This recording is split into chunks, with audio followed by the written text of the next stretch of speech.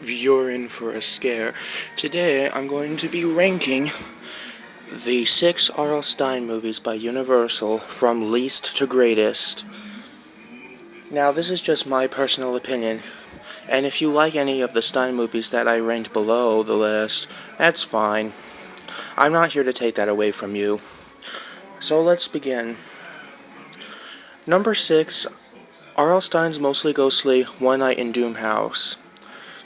I think that movie is complete garbage. The acting in that movie is horrible. The plot is not even completely based on the book, which is understandable, but it's like really off.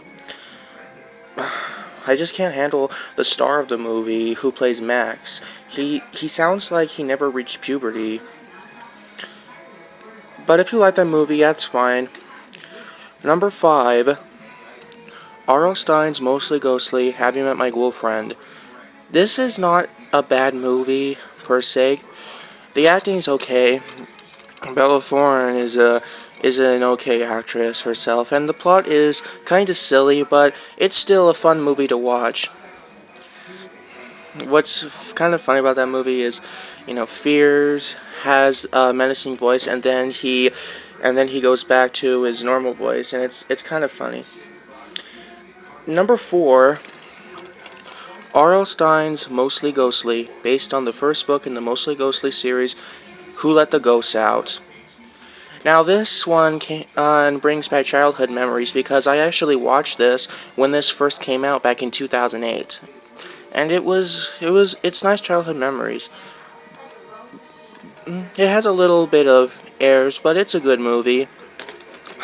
As you can see, the Mostly Ghostly films are in last place because it's not that I hate them. It's just that they're low place because the one problem that I have with the movie series is that they change the cast in every movie. I understand why they changed the cast in the second film because the actors from the first film grew up, excluding Madison Pettis. But did they really have to do that in the third film? Because I'm pretty sure the actors from the second film were still young enough to reprise their roles. Number 3, R.L. Stine's Monsterville, Cabinet of Souls. I really enjoyed this film. It was a nice Halloween movie to watch. And it's got good acting from a Disney Channel celebrity. But if you like Disney Channel, that's fine. And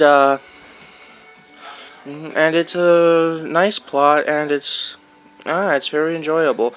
It's number 3 because the ending is a little corny, but at least Beth admitted it. At the end, she says, "As corny as that sounds, it's true." And yeah, okay, points off for that. And that musical number during the end credits, I didn't really like it. Well, it was a good song. I liked the song at the end of the movie, but I just thought it was stupid for the heroes to be dancing with the villains. Yeah, that was... yeah. But, other than that, I thought this was a really good R.L. Stine movie. Very nice to watch.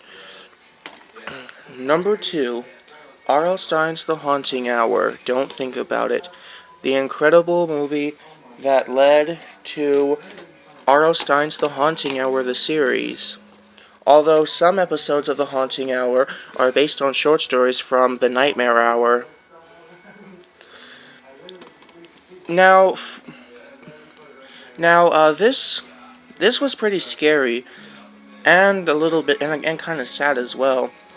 But it's a really nice movie to watch, and it has great acting, and it's got Jigsaw in it.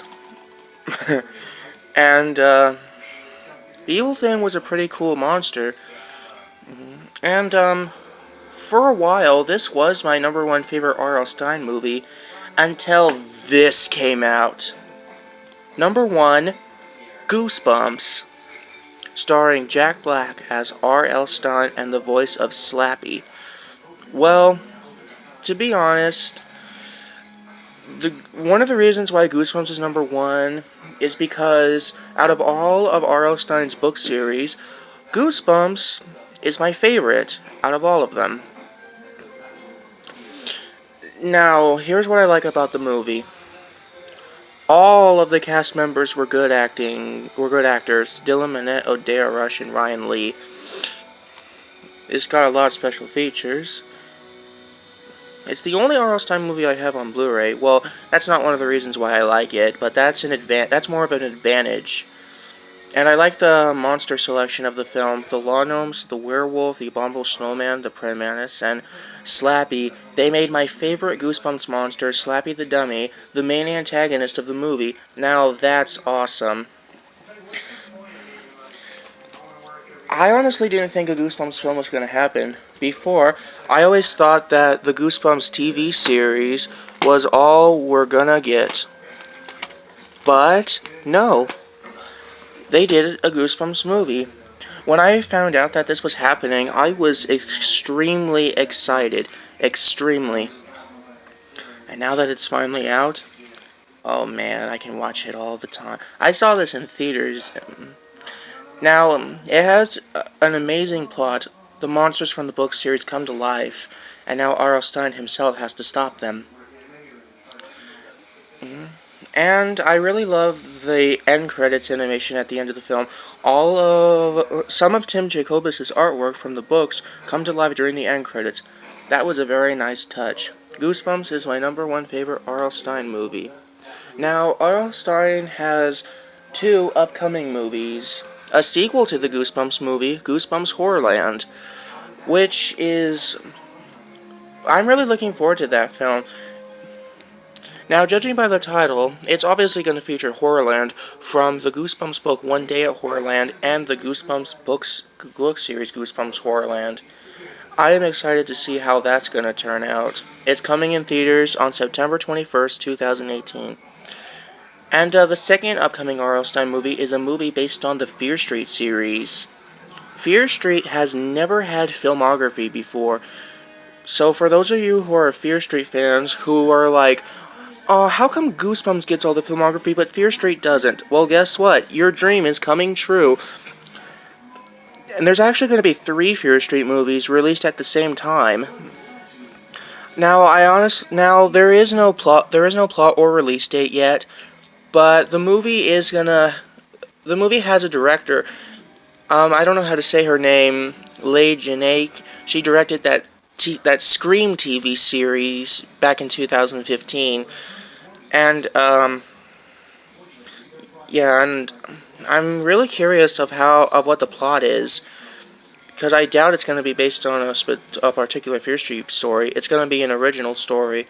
Well, we're just going to have to wait and see. Well, thank you for watching, and have a scary day.